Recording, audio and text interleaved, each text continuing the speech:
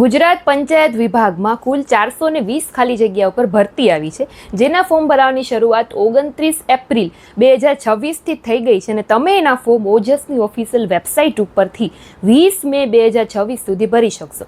હું વાત કરી રહી છું મલ્ટીપર્પઝ હેલ્થ વર્કર ક્લાસ 3ની ભરતી આવી છે ફક્ત પુરુષો માટે. એટલે આ જે ભરતી છે પંચાયત વિભાગની, જે ફક્ત પુરુષ ઉમેદવાર જ આમાં ફોર્મ ભરી શકશે, જેનું નામ છે મલ્ટીપર્પઝ હેલ્થ વર્કર. હવે એના માટે ક્વોલિફિકેશન શું જોશે? તો તમે કાં તો મિનિમમ 1 વર્ષનો મલ્ટીપર્પઝ હેલ્થ વર્કરનો કોર્સ કરેલો હોવો જોઈએ, બેઝિક કોર્સ કરેલો હોવો જોઈએ, ડિગ્રી અથવા તો ડિપ્લોમા.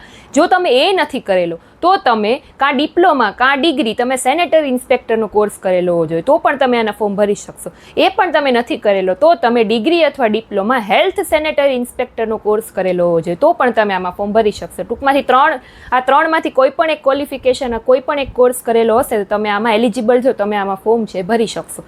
એજ લિમિટની જો વાત કરું તો 18 વર્ષથી ઓછી એજ ન આવવી જોઈએ ને 33 વર્ષથી વધુ ન આવવી જોઈએ. બાકી જે કેટેગરી વાઇઝ છૂટછાટ મળે છે એ બધું પીડીએફમાં મેન્શન કરેલું છે. પીડીએફ તમારે રીડ કરવી હોય તમારી ટેલિગ્રામ પર પોસ્ટ કરી દઉં છું, ત્યાંથી તમે રીડ કરી લેજો. હવે આના માટે એક્ઝામ પેટર્ન શું હશે? તો સૌથી પહેલાં તમારું આનું એક જ પેપર લેવાશે, 200 માર્કનું MCQ ટાઈપનું પેપર હશે, જે OMRથી લેવાશે કે પછી કોમ્પ્યુટર બેઝ લેવાશે એ પછીથી નક્કી કરવામાં આવશે. પણ 200 માર્કનું પેપર હશે, 3 કલાકનો સમય હશે, જેમાં તમારે કરવાનું શું છે, સિલેબસ શું છે, તો કે 35 માર્કનું જનરલ નોલેજ ને જનરલ અવેરનેસ હશે, 20 માર્કનું ગુજરાતી ગ્રામર, 20 માર્કનું ઇંગ્લિશ લેંગ્વેજ ને ઇંગ્લિશ ગ્રામર, 25 માર્કમાં મેથ્સ, રિઝનિંગ ને ડેટા ઇન્ટરપ્રિટેશન આવી જશે. અને બાકીના જે 100 માર્ક્સ વધ્યા એમાં તમારું જે મલ્ટીપર્પઝ હેલ્થ વર્કરનો જે કાંઈ પણ ટોપિક છે, જે કાંઈ પણ સિલેબસ છે, ટૂંકમાં મલ્ટીપર્પઝ હેલ્થ વર્કર રિલેટેડ જે ક્વેશ્ચન હશે 100 માર્ક્સના એ પૂછાશે. એટલે 200 માર્કનું તમારું આખું પેપર રહેશે, બરાબર. 3 કલાકનો સમય રહેશે. આ રીતની આખી એક્ઝામ પેટર્ન રહેશે. એટલે જે લોકો આમાં એલિજિબલ છે,